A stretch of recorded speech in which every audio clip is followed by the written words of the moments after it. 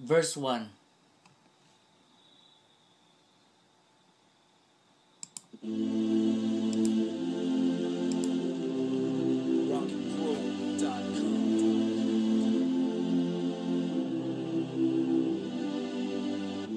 I remember times when I never shined. It was so hard to believe. I didn't wanna be lost in life. I came out from underneath. I felt the weight of the world crashing down on me.